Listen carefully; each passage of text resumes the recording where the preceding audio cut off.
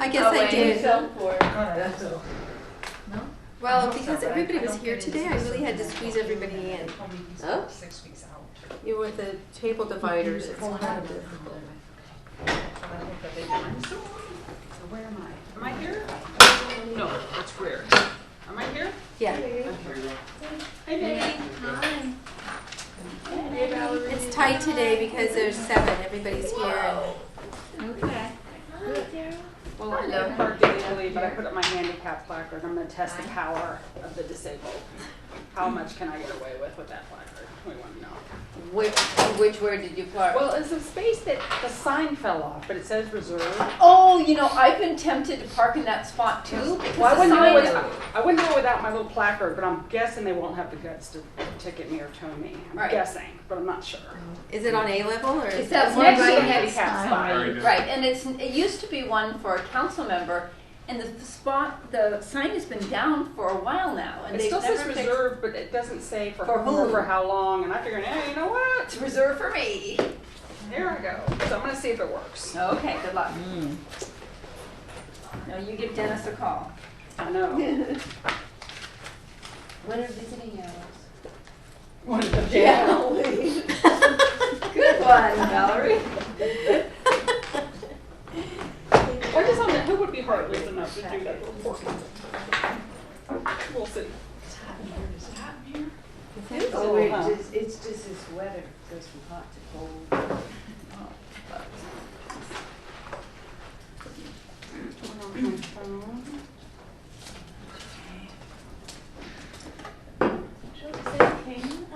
Yeah, I have to have hip surgery, so.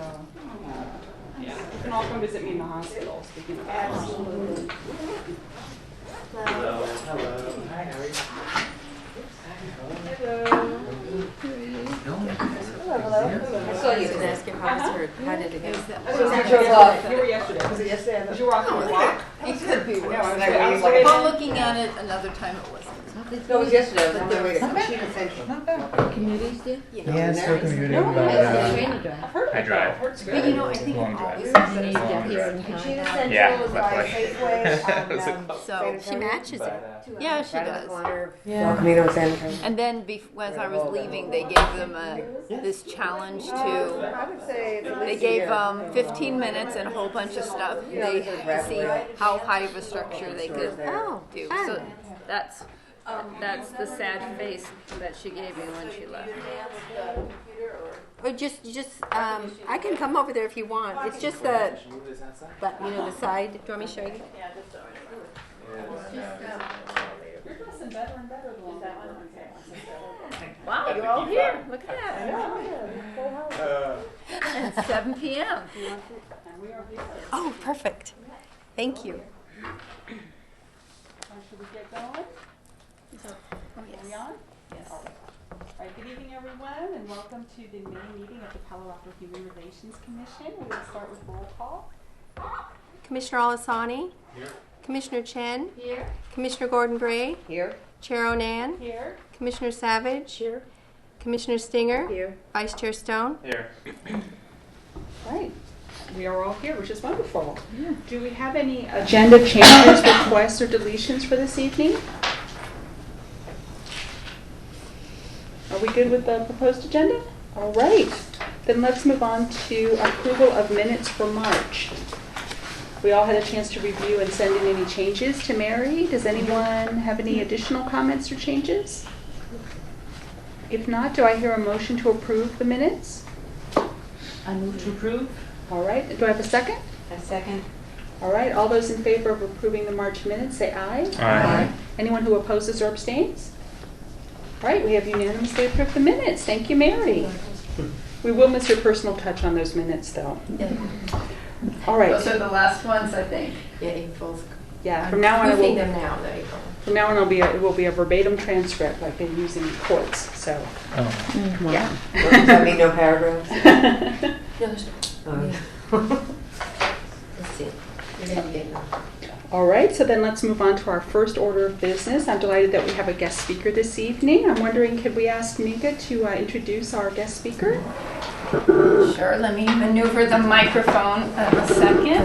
Mine hasn't been on this whole time, so do we have to start over? No, okay, good. Okay. Well, it's my pleasure to have Diana Miller here from the Department of Aging and Adult Services for the County of Santa Clara, coming to speak to us about the Age-Friendly Cities Initiative. I've heard a couple presentations by Diana, and I'm pleased to invite her here tonight. So this is part of a World Health Organization initiative to help cities prepare for two global demographic trends that are coming our way. One is a rapid aging population, and the second is increased urbanization. So as Diana will explain, an age-friendly city adapts its structure and services to be accessible to and inclusive of all community members with varying needs and capacities. So becoming an age-friendly city, it's a process that has a needs assessment that the county staff will walk us through as a community, and then we will turn in an application, and then hopefully Palo Alto will be an age-friendly city, and Diana will probably explain we're trying to couple that with being a dementia-friendly city, both very important things. So this work is part of the Healthy Cities, Healthy Communities initiative that is being chaired by Council Members Holman and Ms. And this effort is a subgroup of that holistic look at our community. So I'll invite Diana to give you her presentation. Welcome. Well, thank you all for having me here. And I went on the website. You all have biographies, so I got to read all your biographies. So now I'm very intimidated. So some other cities don't have that for their commissioners. So I really appreciate your efforts of being a commissioner. And I'll tell you a little bit just about the Department of Aging and Adult Services and the Seniors Agenda. So at the county, we're under social services, and there's 5 projects. One is adult protective services for those who have suspected elder abuse, both financial, physical, or self-neglect. And then the other one is in-home supportive services, and that is for people on Medi-Cal, either younger people who are disabled or older adults who will have a social worker come out, assess how many hours of care they would need for personal care in order to live at home, and then they employ a care provider. And then the other one is a senior nutrition program that I'm sure you're all aware of. There are 39 senior nutrition sites. La Comida, he is the one here in Palo Alto, and there are 39 sites plus the Meals on Wheels program. And the other department is Public Administrator, Conservator, and Guardian, PAGC. And those are taking care of those who cannot take care of themselves, their estates, because of not being having the capacity to do that anymore. And so they do that, as well as there's about 600 people in the county who die that don't have any estate or any sort of known heirs, and so the county has to take care of their affairs and to take both physically as well as anything financially. And my story about that is that one person, a gentleman, died in San Jose, very modest house, but investigation, they found out that he had a sister who he hadn't spoken to in 30 years, but he's also one of the original employees of Apple. So she inherited $6 million of stock. So not every story, not very many stories turn out, but I thought being here in, Silicon Valley, those things do happen. So, anyway, that's so the fifth project that is fairly new, and in fact it kind of comes full circle with Councilmember Niss, when she was on the Board of Supervisors, really started an assessment of senior needs. It came into a 3-year plan of action called the Seniors Agenda, and then it's now become the 5th department to really bring the county and the cities and other groups together in a way in order to really benefit seniors and services that are out there. So some of the things in the past 3 years we've accomplished, I'll just say that we do bring people together twice a year in January and August. It's a free event for people who are serving seniors as well as interested senior activists. And we have a keynote speaker, and then we have talk about accomplishments or what are some new projects that are happening. So that happens. And ongoing, we have about 200 people that attend that. Now, did I mess it up here with that little click? I think it Just click away from, yeah. Okay. The other thing that came out of the assessment was, as also your assessment too, right? Senior transportation. So, and then also they needed intensive case management, because many times people come to social service agencies or adult protective services and someone needs that are so kind of great that you really need somebody with a much more intense resources and collaboration. So the county, through Measure A money, gave outreach and the case management $4.5 million over 3 years. You know, that's their total amount, so they have to split it, and then over 3 years, $750,000 a year for 3 years. And there was a waiting list for the senior nutrition program. That waiting list disappeared with that money, and then also the intensive case management has really allowed over 100 people so far. It started this year to be able to stay at home or else come out of a nursing home because they have more help and resources. I keep clicking the wrong thing. So. It's still working. Okay, and the other one that's age-friendly is the Happy Hollow Park and Zoo, which I don't know if anybody have been there in San Jose, or you went there a long time ago. It was a pretty tired old little zoo. And 5 years ago, they totally rehabbed it. It's totally ADA accessible. It's really a very new and very beautiful place.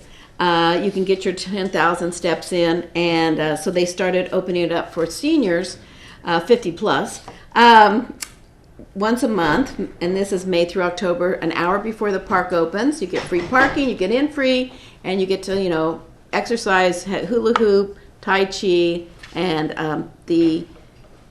what are some other things you get to do? Watch the animals have their breakfast. Where's that? So I have this for you. I got you get a little thing. So this is a senior safari. No grandkids allowed, but it's we've had people from the senior nutrition program, so it's all adults. Senior nutrition programs. We've had skilled nursing homes, as well as, like, I saw the Milpitas Garden Club were there with their matching T-shirts. So it's a really fun place, and this is right off on Center Road, where the San Jose Giants baseball stadium is and stuff, and right off 280, right? So anyway, you all are welcome. It's a great event to come to. So we did those. We've done many projects. That was some of the highlights in the past 3 years, and a lot of those would have qualified for the World Health Organization age-friendly designation. But we thought our goal would be to to go after that designation. So this age-friendly designation was started in 2005, and currently there are 258 cities in 28 countries that have gotten the designation.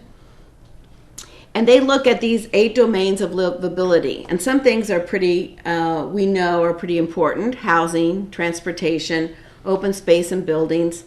But some things are not as tangible, like social participation, social inclusion, employment, community support, and health services. So when they look at do your assessment, you look at these 8 domains and just see what are some things that your city's doing great and what are some things that you want to improve on.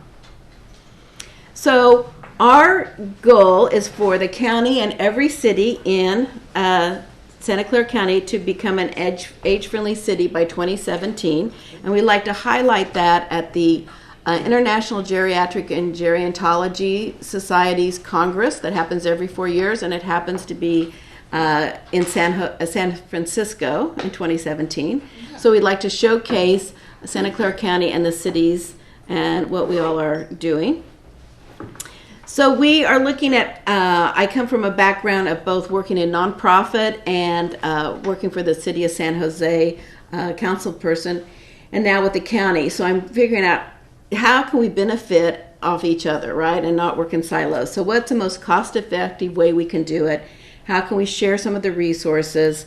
we're already connected with over 100 nonprofits. Those who work here in Palo Alto, like Sala, the legal assistance, also works all over the county. So how can we work together, and how can we avoid duplication, and at other times maybe leverage other networks, because we're doing this kind of a little bigger and better than just ourselves by one at a time.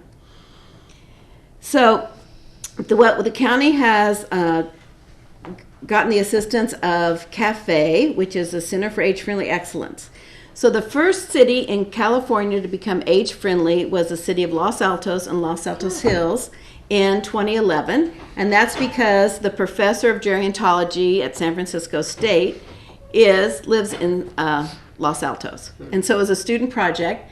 They worked on this, and so she has started the Center for Age-Friendly Excellence, and so she is able, because of our contract with her, she was able to have associates, they're interns, or they're people that are retired and want to kind of be involved in a different way, or student interns, are able to help the city. So even their city staff doesn't have to do all the work. There's someone else that's helping. They're coordinating and doing some of the work. We are looking at a shared media campaign and branding, and we just have a new website out for all. And it's just a way to recognize your city and what you're doing for all the residents. Because we figure, even though they say age-friendly, if it's good for an 80-year-old, it's also good for an 8-year-old or an 8-month-old. Right? So now we were started on this path, and we also had an opportunity to look at dementia. So in dementia, there are 30,000 people in Santa Clara County that have dementia, that are diagnosed, and expected to double to 60,000 by 2050. And so this has an impact not only on our medical system and all the families, but also the ERs, how you go about even your own workforce. If there are a lot of caregivers are out there trying to struggle to care for someone with dementia and still, work their job. And so we're looking at how can we do that. So we were at the White House Conference on Aging. They announced this initiative, the Dementia Friendly America, and we were one of 9 pilot sites that were asked to start doing this. So we are working with the Alzheimer's Association, of course, but we're kind of looking at a community model that was modeled in Minnesota that was very effective. So since July of last year, we went from 9 projects to most of all the states that are there, about 43 of the 50 states, are in some sort of inquiry and working on this model, either state level or county or city level.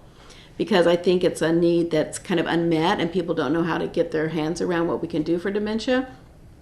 Some of the things we've done is with the Valley Medical Center, there is a direct referral now with the Alzheimer's Association. So the doctor can put in the diagnosis, and instead of waiting for the family to contact Alzheimer's Association, which usually takes 2.5 years before they do, they wait for a crisis to happen, that now they can go directly and have the Alzheimer's Association contact them, right, and see if they need any help, services, what they might need. That's one. And then also the fire department has a file of life, kind of like the vial of life, where you put on your refrigerator all your information in case of an emergency. And now we have a diagnosis of dementia to put on there, as well as your caregiver name, because a lot of times those forms have next of kin, but that's not always your caregiver. So we're looking at that. So those are some things we've already done, so we're looking at that. And last Friday we had a senior symposium for the seniors. It was free. It was at the Mexican Heritage Plaza in San Jose, and Minka was there. And we launched our age-friendly website, which is a separate nonprofit, a separate website from the county. And every city can also add on under their city what they're doing. And so we have that. And so I'm missing some of my slides. I thought, okay, maybe not. So what are the kind of the next steps? So in the cities, what we've been doing is having people organize an age-friendly task force. Usually it's maybe some people from the senior commission, or in this one, the model works in really well with your healthy cities, healthy communities project as a subcommittee. We have an assessment. So Cafe will help lead focus groups. In Morgan Hill, they put together 2 focus groups. In the city of San Jose, they've done 11, and they're still thinking of new groups they want to have focused on. So that's what the task force decides, what is a good reflection of our community. And out of that, they look at the 8 domains just to see what we're doing great, what are the gaps, and what are some ideas for projects. We are doing a age-friendly survey from AARP that we have the Department of Public Health is administering, and we have changed it and made it Bay Area friendly. We added more genders. We took out snow removal as a possible need that you might have, and so we tweaked it a little bit. And then after you've done the surveys and you have some ideas of projects, then part of the application project is the city council has to sign off on it, and the application really is your intention of what you're going to be doing for the next 3 years. So then you submit your application. We've done an assessment. We're kind of ready to go. Here are some ideas of what we're going to do. And then you have 3 years to come up with your projects. New York City had 61 projects they were going to do. The city of Los Altos had 5. So it depends on what you think is doable. Some things don't cost any money. Some things might cost money, right? So it's very much community driven with the support of the city council. And so that's the kind of the next steps and what we plan to do. So I wanted to present that to you, and I have some handouts so that I can give you. So one is to give you kind of a little bit more about the World Health Organization. This is what their brochure that they have that kind of goes through all the steps and what their expectations are and how to work through the project.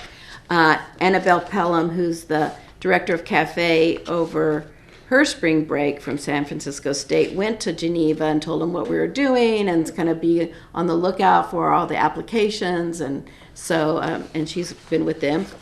And I also have a fact sheet for Dementia Friendly.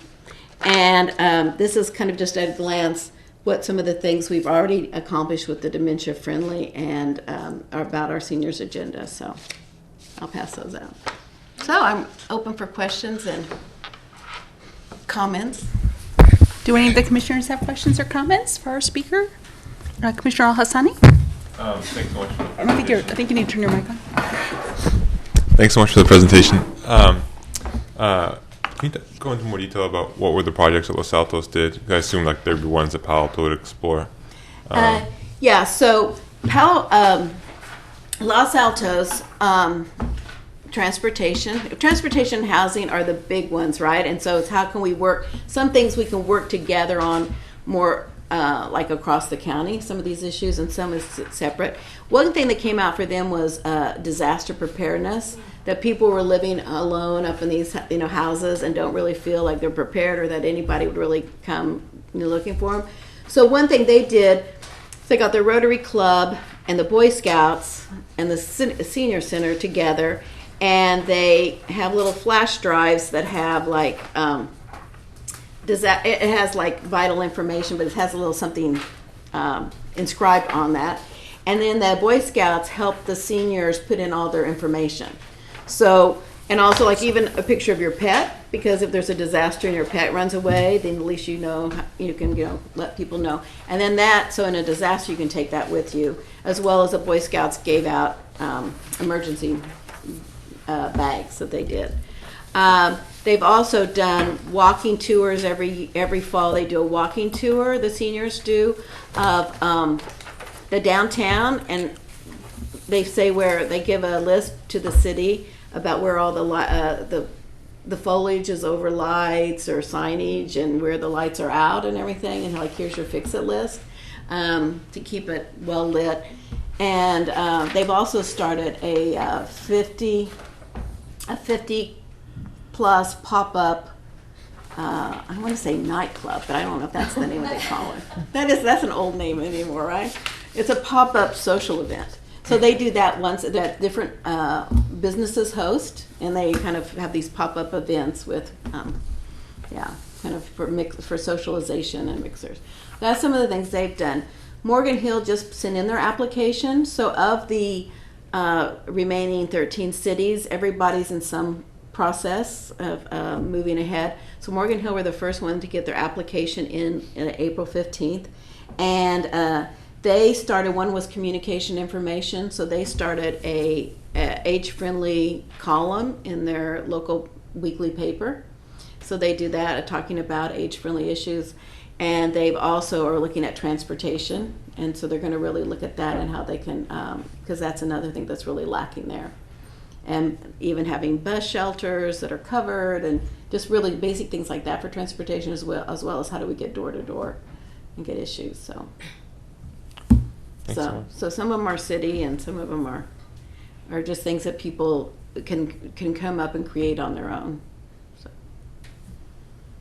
Other additional questions or comments? I had, so the It doesn't amplify. okay. So the funding comes from who? From the WHO? So it's free. There's no fee to apply. It's all free, and then you're part of their network where you share best practices and things like that. So the funding. So there's no funding specifically connected with it. I mean, but it's free to apply. It's kind of the process that your city does, and then after you have that, then you can, if there is something that needs funding, then it's a way that you already have community engagement, and there's possibilities of how you can find funding, or if you're going for some city grants, if you say you've done this World Health Organization, you might get extra points. So there's things that can be a benefit that way. So it's really about the intentionality about how are we looking at our city, and how are we, like I just had the event at the Mexican Heritage Plaza, which was flat, right? And it had parking, was easy access in, and so people were feeling okay about that. And then when you go into the theater, there's a pretty steep steps. I thought about that. Yeah, and so I did get I get some complaints about that. Plus, Unlock, which is they brought a whole busload of people with their walkers. And there was no place. We really need valet walker parking, right? Because then how do you park, like strollers, in places? Like, how do you park all these, walkers? So it's like, how can we, make your eyes just kind of open up. So what we hope to do, too, is that not only the task force working, but once a year, like all the city planners all meet together in the county, or they meet frequently, but once a year talk about age-friendly. And then also are they doing universal design? How are they thinking about their planning and the planning department? Same way for transportation, housing. All these departments meet already, the department heads around the county, so we'll do that. And the Santa Clara County Association of Cities made this a priority for this year. So they're also kind of looking at how they can help participate. That's great. Yeah. Yes. Commissioner Stinger? Thank you. That was a great presentation. Thank you. I do have a question. One of the categories was socialization, and it talked about ways to get the seniors into the community. What about very, very fragile seniors who maybe can't get into the community? Are there programs or are there efforts to look at taking stimulating programs to them, or providing something that they wouldn't be able to access in the community? I think there are some programs out there that people aren't aware of. So I think Morgan Hill made a real effort with the survey that you can take online, or you can take it on paper too, and it's in English and Spanish, and it will be Vietnamese and Chinese eventually, to really take it into places where there are people that are more homebound or isolated. And so I think we're looking at, through the Meals on Wheels program, as well as, people are looking at where those could be. So there are some programs, like there's Senior Center Without Walls, which is a free program with the telephone that you can call up, and they have this whole activities and travel logs and everything. But people don't know about that. So that's one.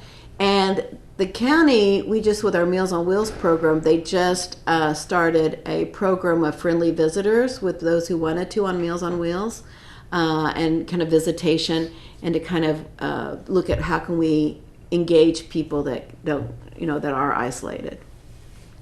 So if you feel socially isolated, I have many facts about aging, so I'm sparing you many. But if you do feel socially isolated, even if you're in a group, the research shows us that it impacts your health the equivalent of smoking 12 cigarettes a day. So if you are feeling that way, and some people can feel that way in a group of people, but other people are home alone and feel that way too. So we want to capture people and do something to help their participation. So it's like coming up with ideas and helping promote those that are already out there that are doing a good job. Yeah. I also had a question. You had mentioned that there was a professor who was a gerontologist who lives in Los Altos. So was that professor's, I don't know if that was research or best practices, were they contracted to the county? So Dr. Annabelle Pelham, her Center for Age Friendly Excellence, so we were able to get a grant. So we contracted with her because she allows us to get interns and associates to help each city. And what we thought is that when we originally saw this project that the interns would be in one city and then move to the next, but no, they get very tied into their city, and they're usually from their city. So the person who's going to be in Palo Alto is Judith Webb, who retired from Avenidas as a lifelong learning program manager, but she really wants to stay connected in the community. And so in fact, she's today coming back from taking care of her 94-year-old mother who had heart surgery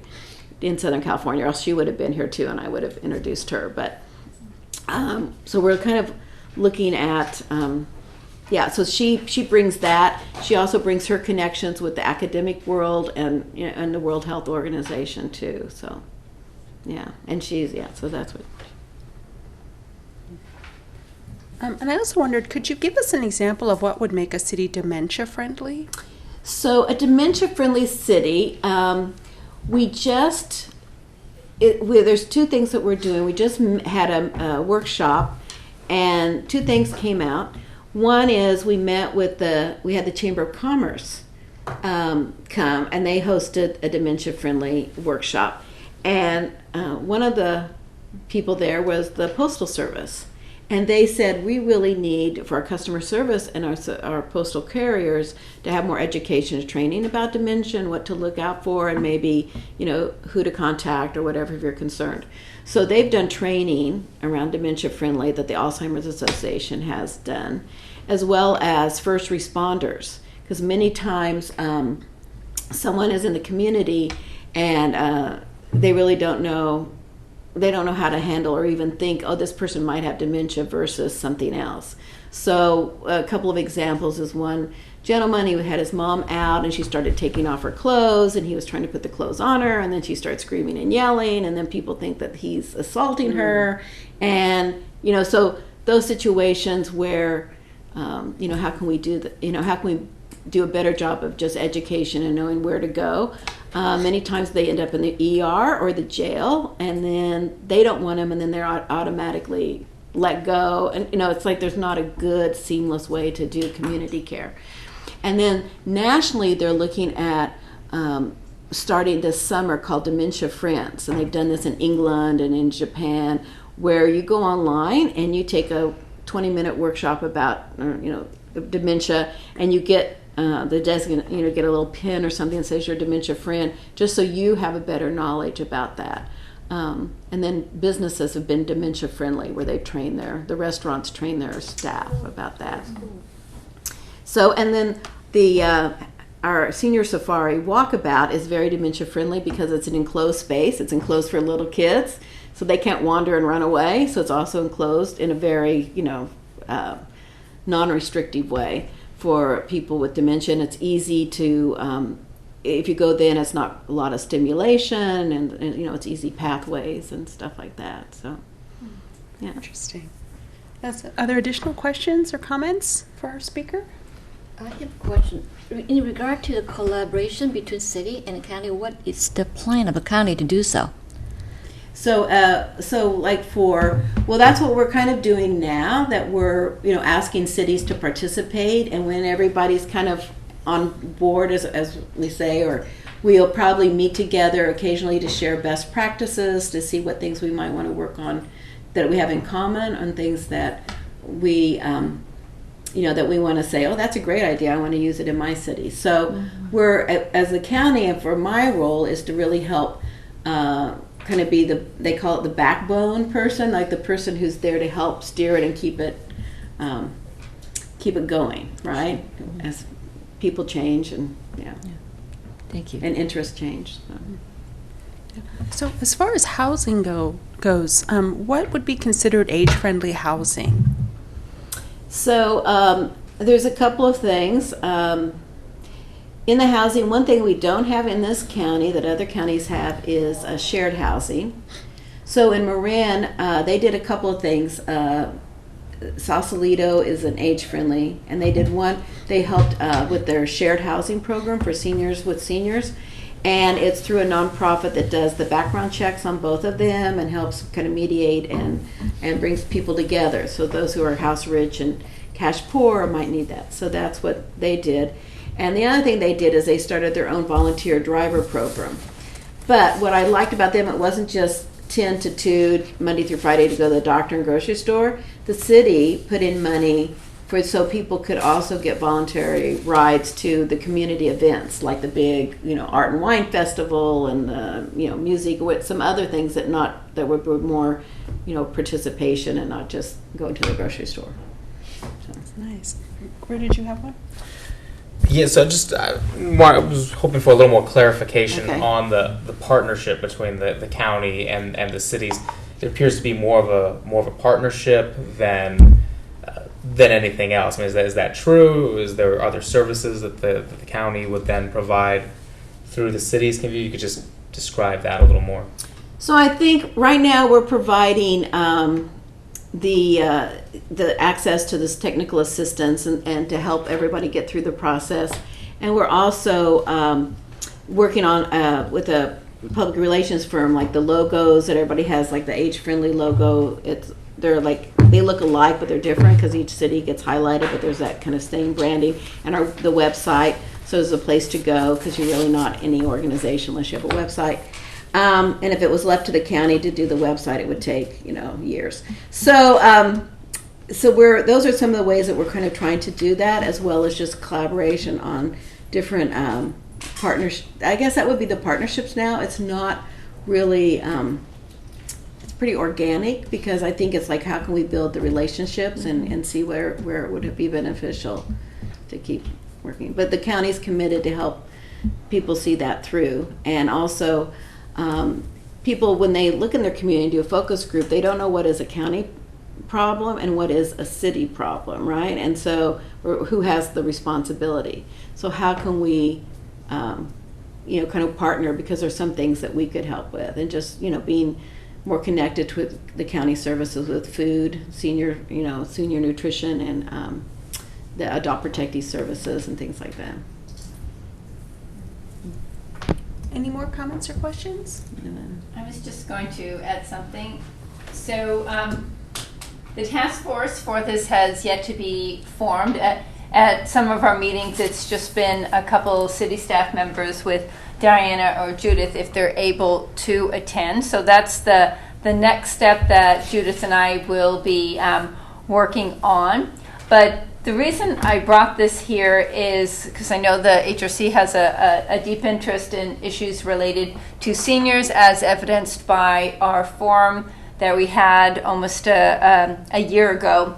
And the subcommittee, especially the transportation subcommittee, really looking at one of the key domains that the survey looks at is the element of transportation. And a lot of the things Diana talked about having a place to sit, a structure, were many of the things that came out in our own survey of transportation issues related to seniors. So there is an opportunity for one or a couple HRC members to serve on this task force that meets during the meetings of the Healthy Cities, Healthy Communities. So that is the last, I believe, Thursday of the month. The next meeting is May 26th at 12 noon. I know Chair Annan had expressed interest due to her involvement with the senior subcommittee. But if there's another commissioner who would be interested in serving, like I said, it's a task force. The survey will be provided for us. We'll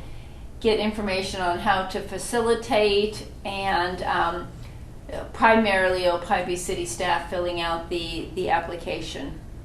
So if that's an interest to anybody. Yeah, I think we bring the findings back to your commission. Yes. Before we go to the city council too. To Right. So that's right. That's an important thing is the survey is done and it goes to the county and they kind of piece through all the survey results and give us some thoughts back that we can incorporate in our application. Right. So we have the survey. So the survey will go whatever by zip code. You can get it. You can get raw data. You can get it anyway. But we can do the analytics. So public health can do that.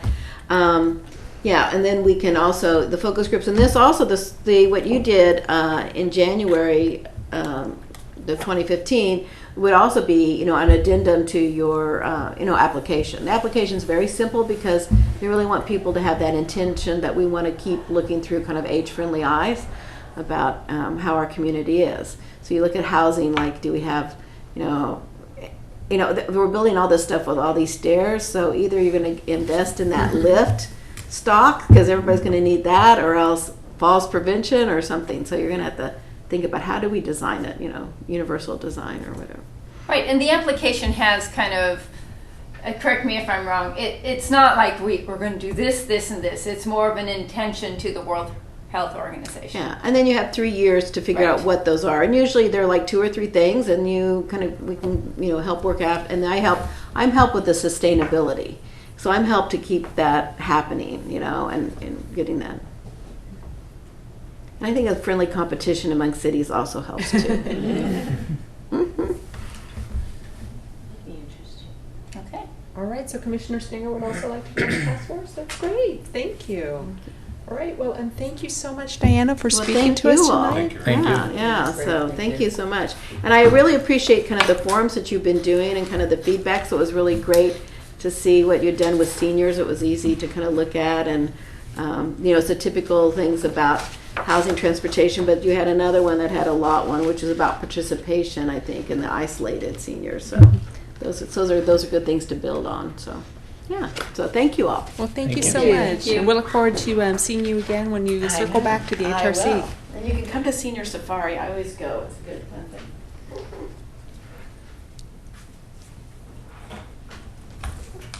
All right, so if there are no more questions and comments on age-friendly city, I think we're ready to move on to our next agenda item, which is the discussion of our HRC summer meeting schedule and retreat. So I think, as most of you know, we have an annual retreat, and usually we have it in August or September. This year, we also have a study session with council coming up because our study session was postponed. And we need to kind of figure out, do we want to maybe skip a meeting, a regular meeting, in order to either prepare for the study session and or have a retreat before the study session with council. And we also need to think about our upcoming, vacation schedules and so forth and make sure that everyone's available. So I asked staff to put this on the agenda so that we could kind of discuss it early on before everyone's travel plans and such are locked in stone. And just kind of find out what people are thinking. Right now, Minka, can you remind us what the possible dates for the study session with council are? August 29th or September 19th are 2 dates that were given to us to consider. So do we want to have a retreat in August, earlier in August, and then prepare for the study session at the end of the month? Or are people already thinking they'll be out of town? I'll be out of town September 19th. Okay, so it sounds like September's not going to work. Yeah, September. I'm out of town too. Where is everybody going in September? That's interesting. I want to go too. I'm actually out August 29th. Sorry. August what? 29th. We're going to take votes, so September 19th. How many people were going to be gone in September? 1, 2, 3. How many people gone at the end of August? 1. Okay. Well, I think then Commissioner Al-Hassani could still maybe participate in the retreat, right? But then would not be able to come to the study session if those are our dates. Okay, so do we feel like we want to have our retreat then in August, maybe a couple or 3 weeks before the study session at the end of the month, so we can prepare for it and skip our regular August meeting? So the council thing will be August 29th, is that Mhm. right? Okay. Yeah. And so the retreat, we would do our usual review our accomplishments, establish our priorities, but we also would need to prepare for our upcoming study session. How about we do the retreat on the same day as we would have our normal meeting, but just during the day? Well, that would be maybe possible, but it would be a Thursday, which means folks would have to be willing to take time off of work and so forth. So you're saying a couple of weeks before the 29th, we should meet to prepare for the study session? We would have our retreat. Retreat, which would include the preparing for the study session? Mhm. And you're proposing August 11th? Is that? Well, Is that a couple weeks before? it would have to be sometime before. And then would that leave enough time for the chair and vice chair to meet with the mayor and vice mayor? I don't think we'd have to do that again because it is the same mayor and he already gave his feedback. Okay. So I will You're good double then. check with the clerk's office, but I just don't see why that would be necessary. Okay. So yeah, I would say sometime earlier in August, probably early to mid-August, we would have our retreat. So there would be at least a few weeks for a slide deck to be developed that we could show at the study session with council, and to just prepare everyone who wants to present or speak briefly about their role on the HRC. I think council really enjoys hearing from each one of us because we all have different areas of focus. I'd like to hear from our own lips what we do. So at least Mayor Burt told us that at our last meeting with him. So is early to mid-August agreeable to folks? Do we want to? I think in the past we have sometimes met on a Saturday, and then we've had to give up some personal family time. We've also had retreats where we sort of took a half day. We sort of met at 8 and went till noon, and then people went back to work and kind of still had somewhat of a working day, but took like the morning off. Last year, what was the schedule? Last year, I think we did it during the week. It was a half We had day. a room at Mitchell, we had it during the day, and the year before that, we did also at Art Center in the day. It was like we 9 had to breakfast 1 and or lunch. something, or? Mhm. Yeah. Yeah, but we have met at different nature centers. We did meet at Foothills Park one year, I think on a Saturday morning. So, people who work are a little bit sometimes under the gun not to take too much time off from work, and I don't want to put people under pressure, but I don't want to hog up people's weekends either. So, Well, I was just going to say either one works for me, midweek or a Saturday. I do think there's some synergy as we review what we've done in the last year and think about our priorities going forward and what our strategy is for next year. We in essence have prepared a packet. Mm-hmm. So it seems like that would be a good use of time to do it all at once. Just as long as we make sure that we have enough hours and that we've allowed enough time to do two things. I think a half day is usually worked out. I mean, I think we get some good work done, but we don't get too frustrated or bored. And then, as I said, everybody kind of has the rest of the day to get back to work or back to their families or whatever it is that they need to do. So would you like to consider then meeting around the time that we would have had our normal Thursday night meeting, except that we would maybe meet for a half day, either maybe that Thursday or Friday? Yeah, that's agreeable to me, but I prefer a more an 8 to 12 time slot. Mm-hmm. And I think Mitchell Park is a great place. Okay. Not just because I live a block away. Full disclosure, Commissioner Savage. How about 9 to 1? How about 8:30 to 12:30? Yeah. That sounds very collegial. And I think Mitchell Park works well for staff because you don't have to travel so far from Cumberly, and as long as we have some Pete's tea there when I get there, I'm good. Yeah. I can show up anytime, anywhere, as long as I know some caffeine is waiting for me. What do some of the other folks think? Commissioner Al-Hassani, I know you have a work schedule. Could you take like a morning off if you planned enough ahead? And Commissioner Chen? Yes, during the week, Friday would be best for me. Okay, and Vice Chair Yep. Stone? Fine with me, as long as Mary gets the scones again. All right, so do we want to maybe doodle a couple or 3 dates? We'll do that, and I'm just hoping the clerk's office held both dates for us. So it looks like if she didn't, then looks like we'll just ask for another date in September because it looks like the 19th won't work. Okay. But I still think having the retreat and then getting just back to business in September for a regular meeting, I think has worked well for the HRC. Yeah, I think that does work well. You know, we do something a little different, and and I think we're ready to go in the fall, which always feels good, kind of like going back to school, Right. even though we're all grown-ups. So, yeah. Okay, I like that. All right, so we'll ask our kind staff members to put a doodle together with a few options for a Okay. half day. It sounds like morning is preferred. Yep. And it You're sounded gonna pick like, the dates. You're gonna pick like 3 different dates. well, it sounded, was there any consensus for Fridays, or was that just for some of you that Fridays? Fridays work for me. Works for me. Best for me.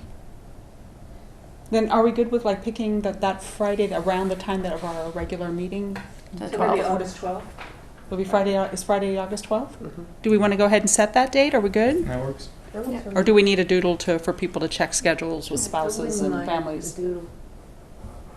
Why don't we put the 12th, the 11th, maybe a couple other dates around that time, and just give people a And few make sure the room options. is available. Yeah, I'm Yeah, gonna of check course. that tomorrow.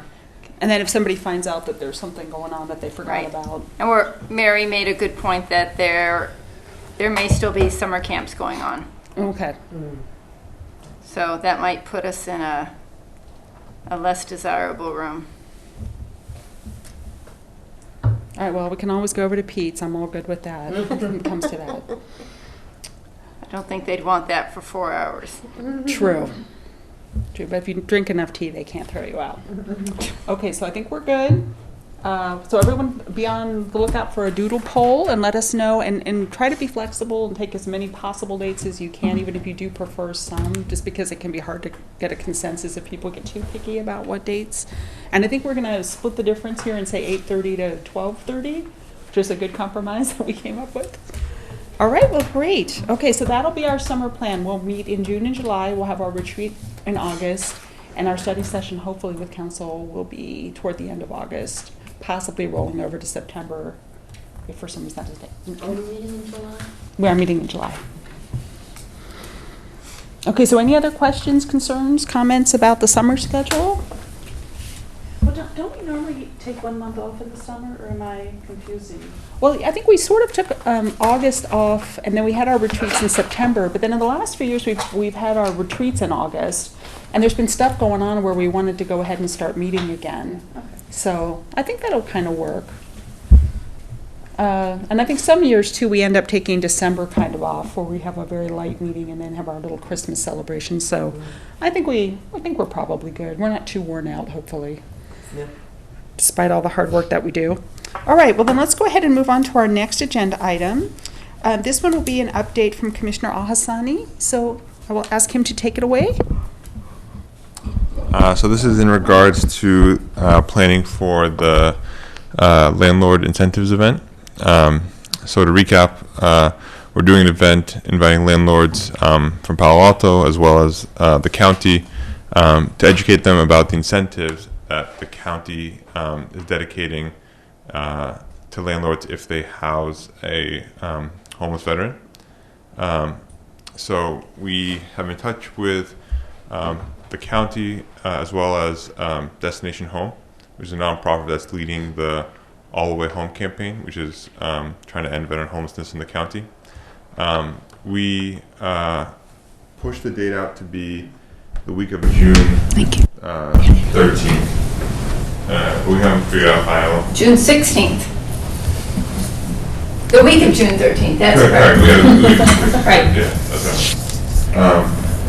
Initially, we were going to do prior to that, but it's a primary, so it's a voting day on June 7th, and we had not a lot of luck with elected officials, so we decided to push it out a week. We're leveraging a lot of the materials that they used the first time around when they did this event last year. We have some edits to their marketing materials, but Mary and myself are working through that with our counterparts. We'll plan to basically send a few mailers, advertisements in the weekly, and then one thing that I was hoping we could get a vote on is what I'd like to do is so it's not super easy to find the information about what the incentives are specifically, and I've done the research here, and I think it's actually a really good program. So what I'd like to do is try to get a editorial published making the case for why this is a good program for landlords, as well as help with publicity for the program. So I think to make it official, we need to vote on it to get the commission's approval. If I could write this on behalf of the HRC, basically making the argument of why landlords should consider this as an option for a tenant.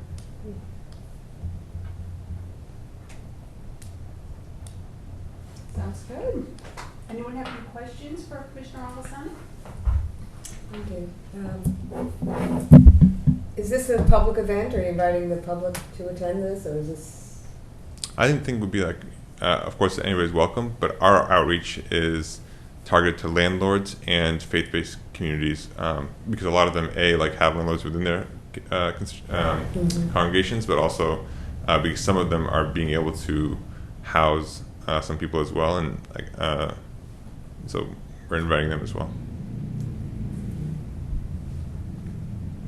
And sorry, to be clear, so the mailers are going out to actually a specific group of registered landlords. So again, it's open to anybody, but our outreach is really targeted towards landlord. We're not going, for us, of course, the more the merrier at a high level, but we're not going for get the biggest crowd possible. We're going to make sure that the landlords who have, whether it's a cottage in your backyard or whether you have some investment property somewhere, or whether you're, somebody works for a company that has a lot of properties in the area, those are the folks who we're targeting to get.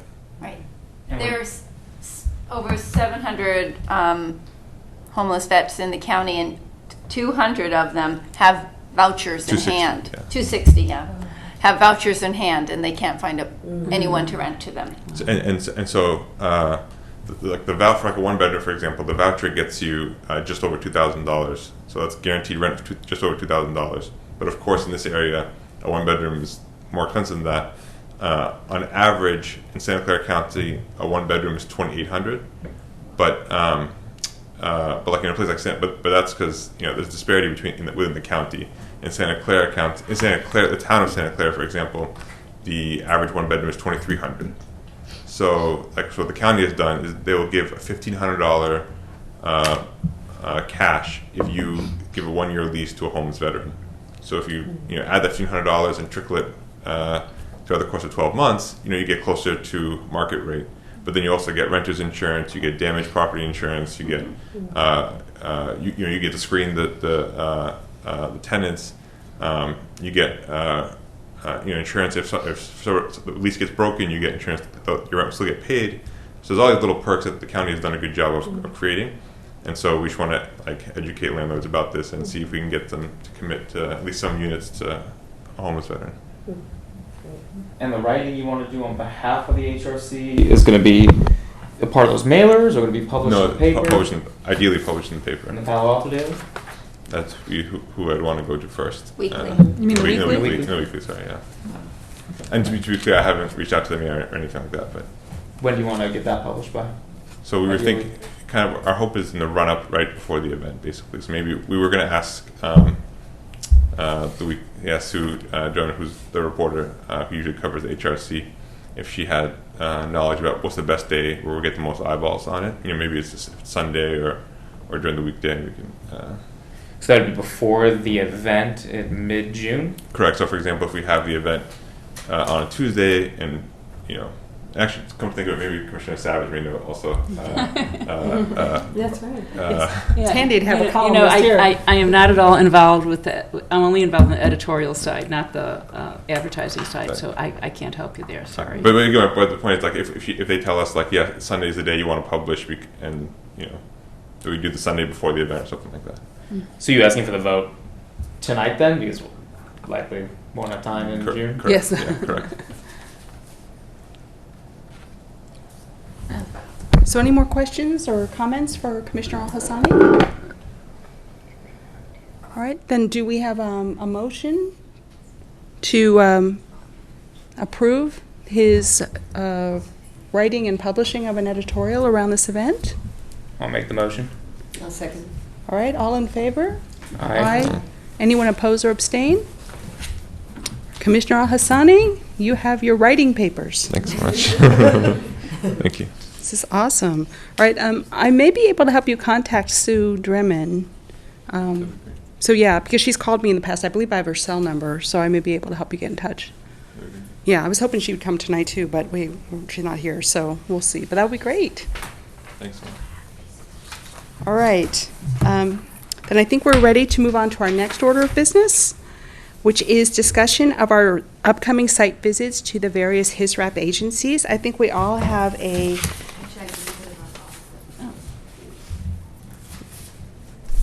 Oh yeah, that happened last time too. I thought everybody had the list and only I had the list. Email it to us. Yeah. Okay, so now we have the list. So these are the ones that we signed up for. There may be a commissioner or two who wasn't here at that time who may now want to sign up. So what we had discussed was, and just to recap, we have about 16 agencies now? 14 agencies. And we like from time to time just to visit them to find out more about what they do. It's not an audit or checking up on them or anything like that. It really helps us as commissioners understand their work better. And when we go through the HISRAP funding allocation recommendation process, I think it helps inform our decisions. So every year we ask commissioners to maybe visit a couple or 3 agencies, depending on how much time each of us has. And these are the ones that some of us have signed up for so far. If there are ones that, for example, you see someone as the lead commissioner, that means that he or she is going to reach out to that agency and actually set up a visit. If you want to piggyback onto that trip, you're very welcome to do so, but please don't call the agency to set up a whole separate site visit. That's kind of a burden on them and on their staff. So, as I said, if you want to piggyback, that's fine. If you want to go on your own, that's fine too. So this is the list we've got so far. Does anyone have any questions, or does anyone want to let us know that they have gone ahead and set up a date for one of their visits and welcome some other commissioners? And I think only 3 commissioners can go, right, because of the Brown Act, yeah. So there would be the lead, and then 2 other people could piggyback on a visit. So I'm sorry, Commissioner Al-Hassani, did you have something you wanted to say? Oh, okay, sorry. Commissioner Chen? I thought I saw a hand down here. I was thinking about, Oh, make sure you speak into the mic. can we get the information of the person to contact for each agency? Of course, Maybe I you missed that. Just contact, well, I could actually go tomorrow and look at the list and Yeah. send it out to you. I'll do appreciate that it. tomorrow. Yeah. Mary sent them out last Yeah, I time. thought I did something. She did, and has all the contact information. Did you send, Okay. send out something? Okay. Yeah, I had some, yeah. I can resend it out. Okay. Yeah. I appreciate it. So just the other thing to be aware of is that the HISRAP funding process will start sometime in the fall. So it'd be good to have all of these site visits concluded well before that process. It's a little awkward to visit agencies while their RFPs are outstanding, and we don't want to look like we're playing favorites or only visiting certain agencies and so forth. So be sensitive to that, but otherwise it's kind of up to you to make those contacts, and then you're very welcome to give a commissioner report once you've done that at the next meeting and let us know who you visited, what you learned, and anything else that came out of that site visit. I think you'll find them very, very interesting and illuminating. So, yes, Commissioner Gordon Gray? When I got Mary's email, I thought we were supposed to jump on it, so I actually visited Downtown Streets team today. So I didn't realize we were supposed to invite other people, but anyway, so that But you went to their meeting. I went to so their meeting. It's not like, right, so that's a little bit different than having someone tour you around their entire building and then another person being toured around. So I think you're good. Okay, because when I said I'd like to come and just learn more about your organization, that sounded like that was the option, to come to the meeting. I didn't get any more like. Well, we'll that's give you the best way to see what they do is at their weekly success meeting. Right. So I don't know if there's anything else to do there. I guess. No. And then I also am visiting Abilities United, and that's going to be, I think, on the 26th. So if anyone wants to, I have to confirm that. But if anyone wants to join me, Does that be the 26th of May? yes, I Okay. have to confirm it. But if anyone's interested in going to Abilities United, contact me. Okay. Right. Yes, and I probably will not do my visits until June because of my workload, which will become lighter after the term ends. I'm done teaching, so if anyone wants to hold off and come with me in June sometime, that would be great. What you can do is that when you schedule a visit, actually this is a good thing to discuss. When you schedule a visit, let staff know, let Minka and Mary know, and they can then tell all the other commissioners, and then if anyone wants to piggyback, they can do that. Because remember, we can't let each other know because that would be a violation of the Brown Act. So inform staff And if then you've we set can know something how up. many are actually Yeah. going, that it's not more than 3. Right. So when you set something up, let Mink and Mary know, and then that way we can sort of efficiently share information with each other. So anybody have any other questions, comments? All right, so we'll be in touch, make the contacts, let Mink and Mary know, and hopefully we'll have some good site visits to report back on this summer. They're usually a lot of, I would say fun, actually. I mean, you're just very informative, and I always find it very inspiring. Unless you're in the back of a van. Unless you're in the back of a van. What? Yes, being driven by someone who's texting while driving, but we won't go into that. Okay. That's another story for after the meeting. Okay, so our next action item then is to get a next steps update from Commissioner Stinger, who sponsored a wonderful implicit bias event that many of us were fortunate to attend. And I believe that just right before this meeting, she had a meeting to discuss next steps with her team.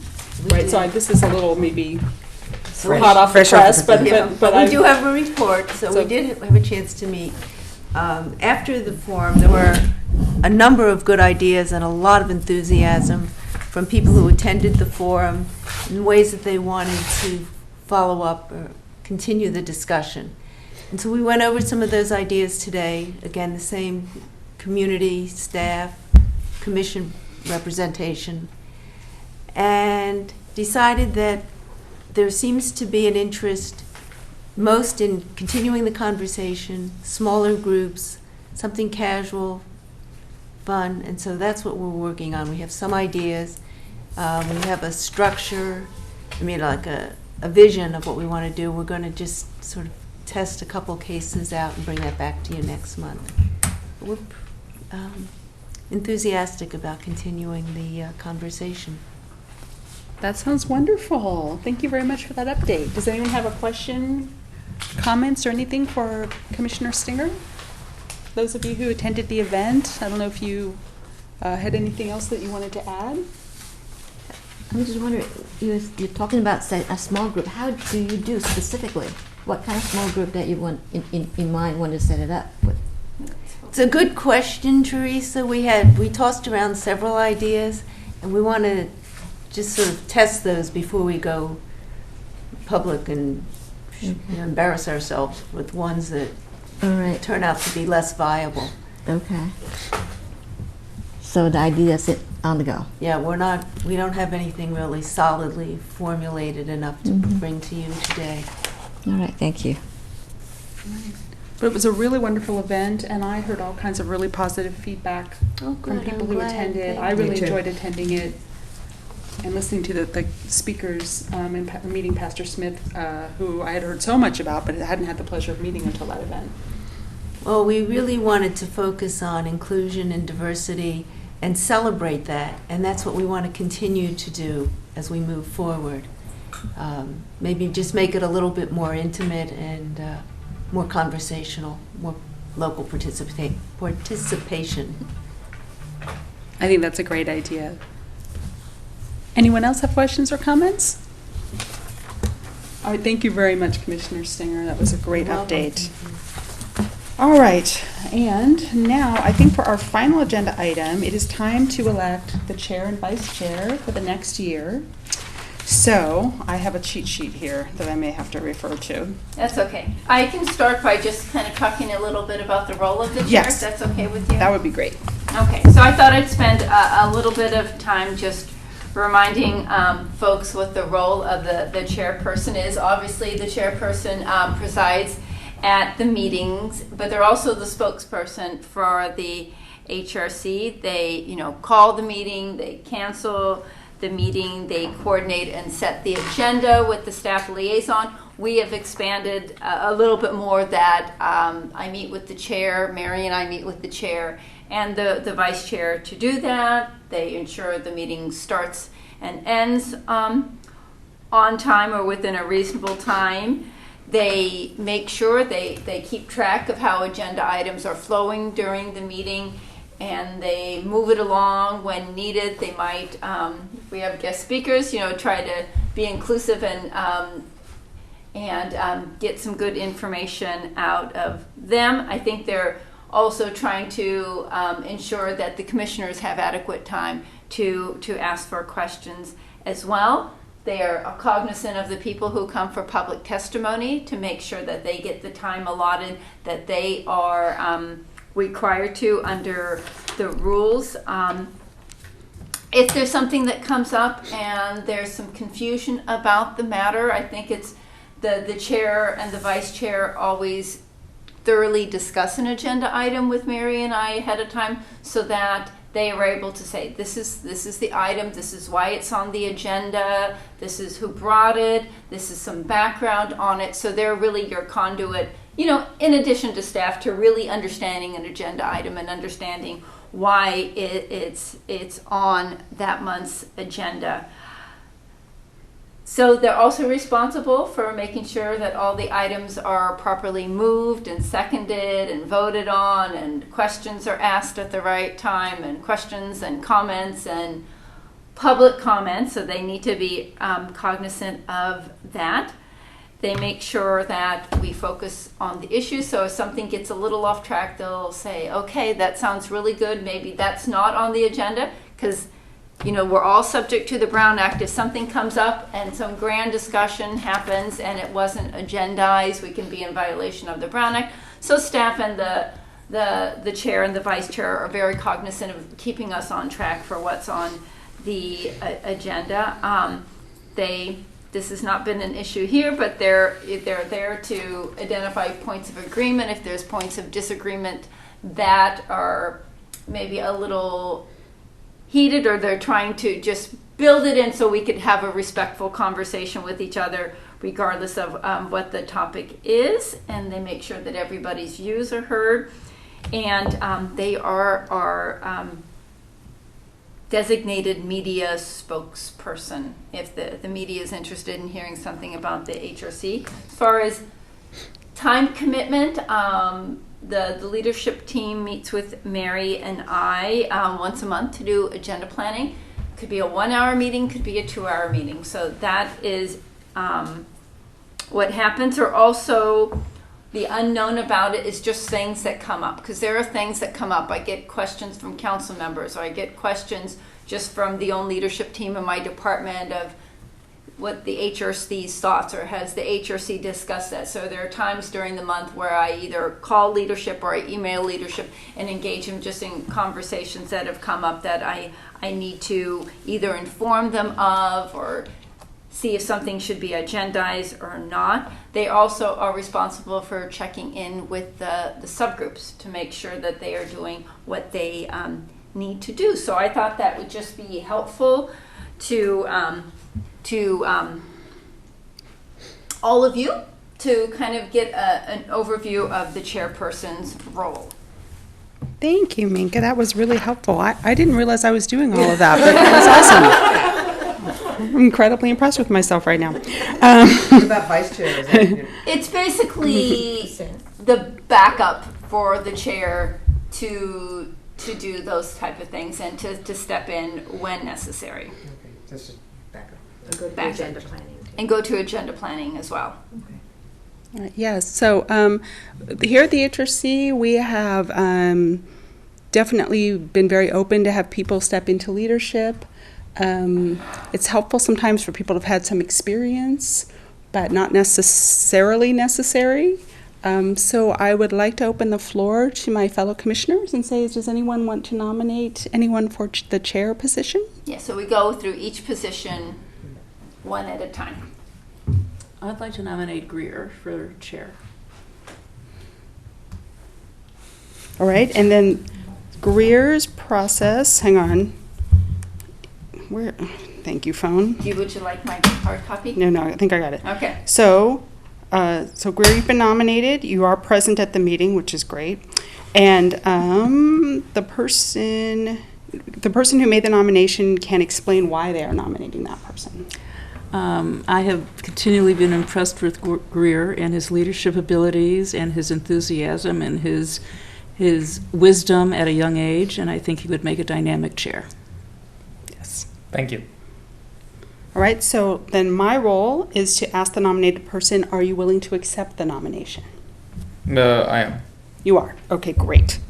Are there any other people who would like to nominate a candidate? We're working on chair, we're not Yeah, we're still working on Yeah, chair. we do one at a one at time. a time. Okay. No? All right. Then, does anyone want to second? That's what we do, right? We second the... Let's see.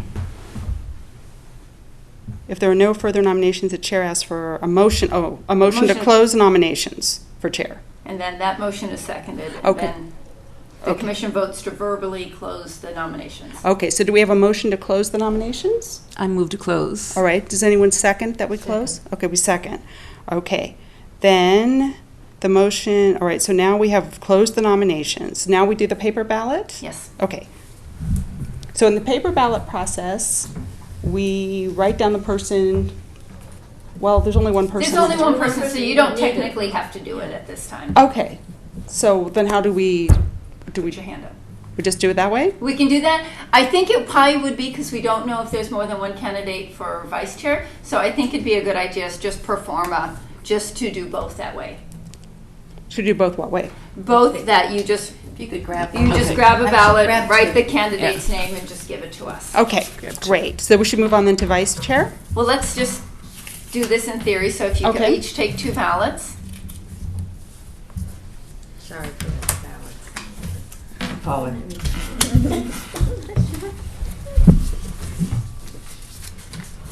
Make use of our business. Sorry, you're welcome. So we're just going to put the candidates in. Yes. Okay. Your choice. Okay. But not our name, No, not your name. as the voter. That's correct. Okay. All right, and, I can stand up. okay, so now do we pass the ballots? Oh, Minka's going to collect them, okay.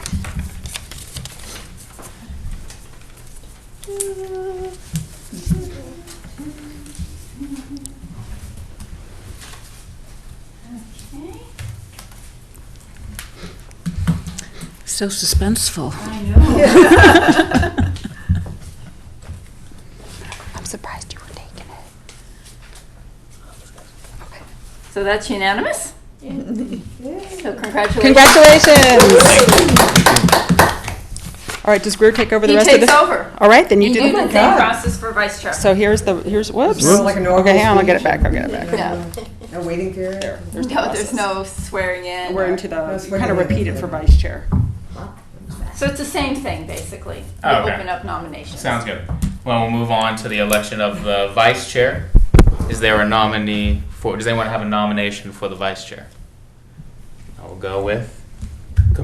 Ex-chair. Jeez, Commissioner Onan. I haven't said that my entire time on here. Thank you so much. So I would like to nominate Commissioner Stinger for vice chair.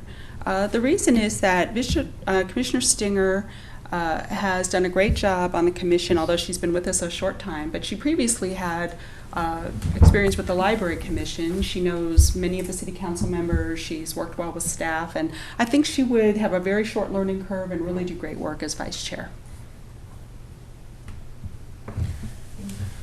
Commissioner Singer, are you willing to accept that nomination? I am, thank you. Does any other commissioner have any other nominations? Yes. I nominate Commissioner Chen because I feel that she's a longstanding member of the commission. She's very dedicated to the commission. She's in the community. She's brought in the speakers. I get her commitment, and I think she deserves to be the vice chair. Can I Commissioner decline? Chen? Can I decline? You may. Make whatever decision you like to make. Thanks, but no thanks. Well, first of all, let me thank you. Thank you for your introduction. Because even though I've been in the commission for a long time, I have a personal issue because I am aging, so I may have a dementia in the future pretty soon. Secondly, is that my children are not out of town, so a lot of times I need to visit them. So I like to get some vibrant younger people. All right. Well, any other nominations from any other commissioners? Well, then I would like to nominate Commissioner Al-Hassani.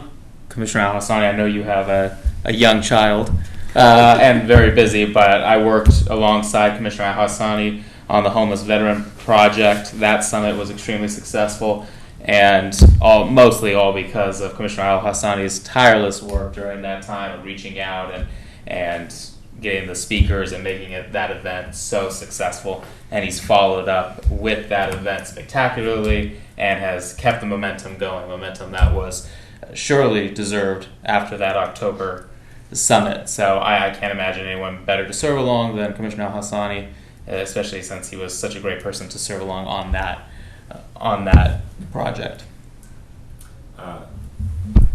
I really appreciate the kind words. B, it was also Mary and Minka doing, and you and yourself doing a lot of the work. But C, I do kind of need to play the baby card here, and I respectfully decline. I feel like Donald Trump asking anyone to be their vice president. Really? Thanks, but no thanks. Okay. Any other nominations? All right. Well, then it seems like it is. Someone that we makes need a to motion to close the nomination. Exactly. Anyone make a motion to close the nomination process? I make a motion to close the nomination process. Do I have a second? I second. Wonderful. And then we'll do the votes. All right.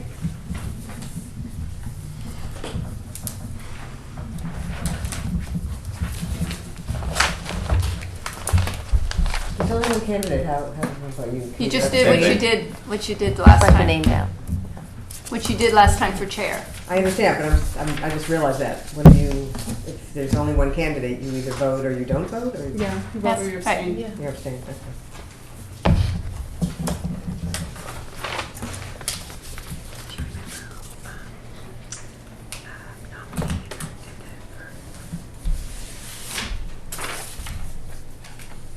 We can hear you whispering.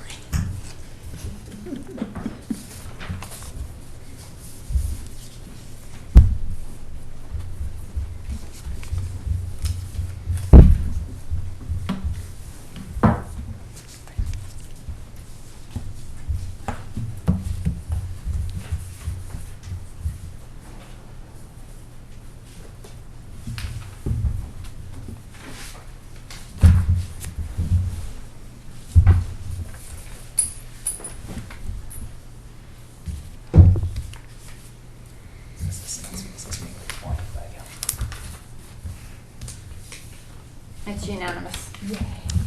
Congratulations. Vice Chairman Stinger. Person. Okay, wonderful. Well then, moving on to the next order of business. Any commissioner reports?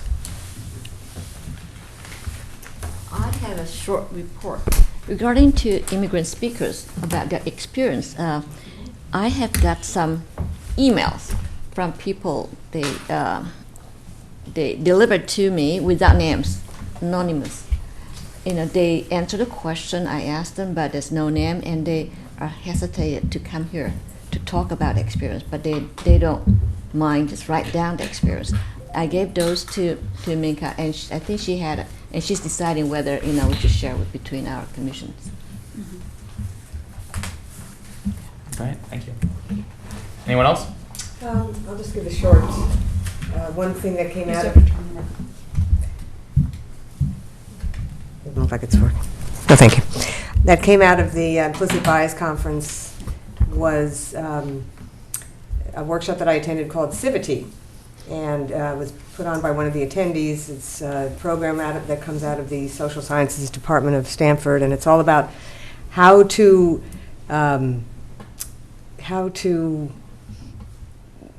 connect with people that are not in your world, basically. So they call it unothering. So there's all others, whether it's ethnic or religious or just people that you don't normally interact with for whatever reason. And so they've created this simple technique for interacting with somebody that you don't know. It gets to the heart quickly. So it's not something that builds over time, but it's actually a methodology for doing that. And so now we have a homework assignment to have Civity conversations throughout the summer, then report back in the fall.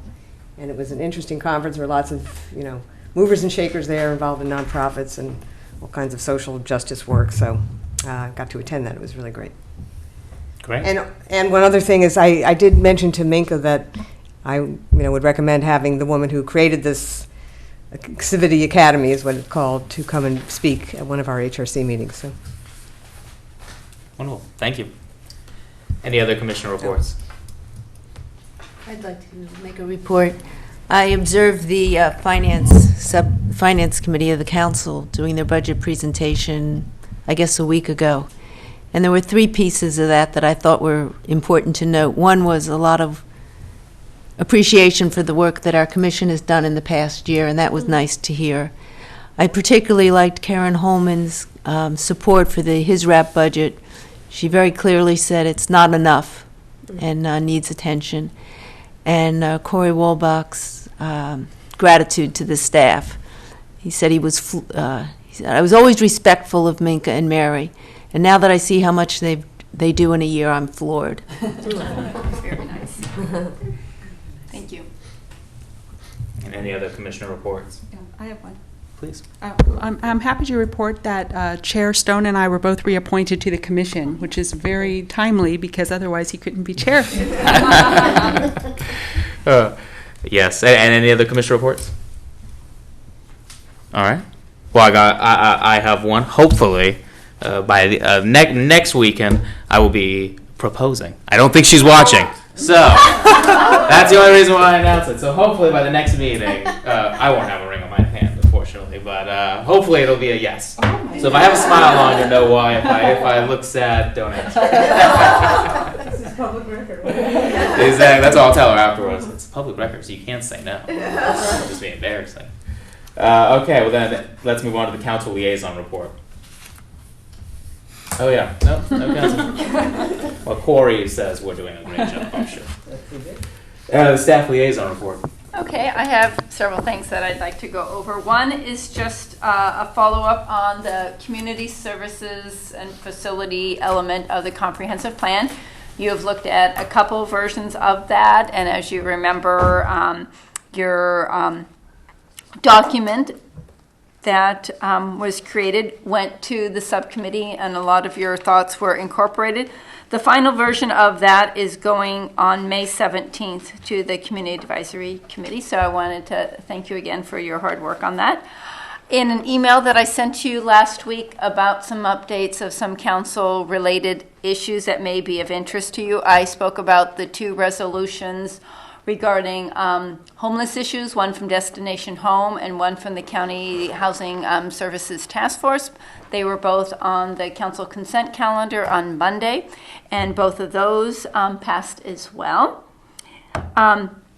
There is coming up next week, and I'll send it out to you. I send it to the senior subcommittee, but there is another VTA meeting, another meeting on transportation issues. The last one was from the city talking about our own shuttle program. This is actually VTA hosting a meeting. It's on the May 18th, 6 p.m. at the Rinconada Library.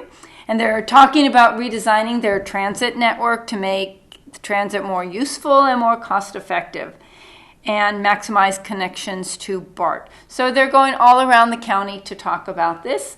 I forwarded this on to a lot of our senior service partners, but if you'd like to have any kind of input to what the VTA will be doing, transit system county-wide, feel free to come to this meeting. I will send this out to you tomorrow. The other thing is Vice Chair Stinger brought up the Finance Committee meeting was last week. There was an interest by the 4 members of the Finance Committee to at least have a conversation about HISRAP funding and possibly giving some increases to the HISRAP funding for fiscal year 17.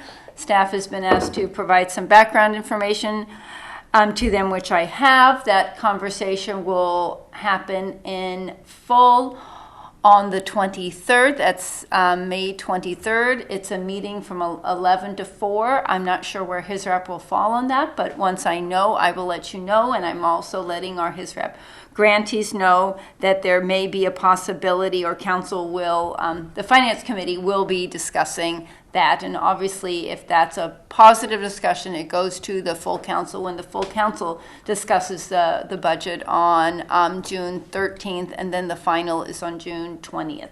So just wanted to give you that update. Also, I think that's it. Perfect, thank you.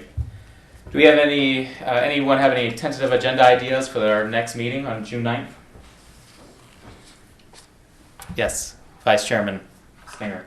If the Finance Committee Suggests an increase to the HISRAP budget, I'd like to discuss that. Maybe we could make a statement to the council on the 13th or the 20th in support Okay. of an increase. Yes, No, it's okay. Commissioner O'Neill. I'm kind of happy with my demotion. I think that we may have an update on the Healthy Cities, Healthy Communities, Age-Friendly Initiative, since the first meeting will be May 26th, so maybe we'll have an update by the June meeting. Sounds great. If any of us have made a visit to one of our 8 HISRAP nonprofits, we can Doing that, Commissioner. give an update, and I can do that certainly with one of them. So That'll be good, thank you. I'll likely have hopefully that'll be the week before Right. our event. So. Bro, already got a nice full meeting. Yeah. Guess I'd also like to give an update on the the follow-up to the implicit bias forum. I'd like to give a follow-up to the implicit bias forum. Okay, we'll do. All right, wonderful. And just as sort of closing remarks, I would like to just kind of commemorate and thank Commissioner Onan for serving as chair for the past 4 years or 3 years? The past 3 years. It was an impressive run. And like I said, I don't know a time on this commission. Most of us don't, except for Commissioner Shannon and Savage, a time that you were not chair. I know, I'm like the FDR of the old person. Yeah. So thank you for your service. All right, well, wonderful. Well, with that, we're adjourned. Thank you, everyone. thank you. Thank you. Congratulations, everyone.